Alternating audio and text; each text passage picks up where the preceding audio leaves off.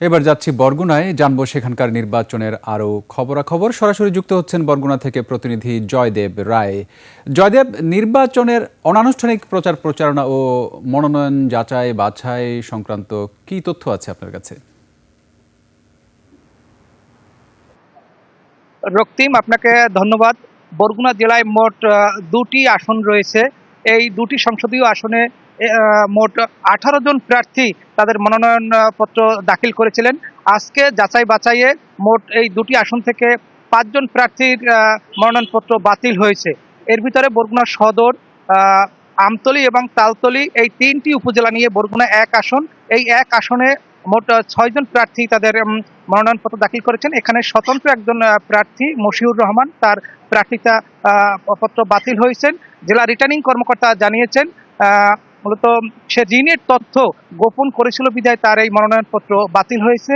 আর নির্বাচনের পরিবেশ প্রথম থেকেই বরগুনায় এখন পর্যন্ত শান্ত রয়েছে।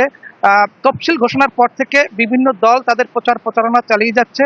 এখানে একজন সাধারণ ভোটার আছে, তার কাছে আমরা শুনবো আসলে বরগুনায় নির্বাচনী পরিবেশ এ পর্যন্ত কিরকম হয়েছে আছে এবং নির্বাচনে আপনারা কেমন পরিবেশ চান এবং কোন ধরনের প্রার্থীকে আপনারা ভোট দেবেন।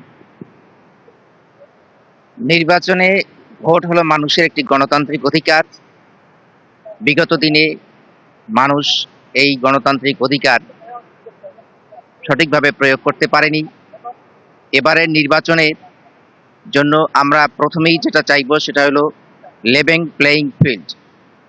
এই লেভেল প্লেয়িং ফিল্ড না থাকলে মানুষ তার চাহিদা মতো প্রার্থীকে ভোট দিতে পারবে না।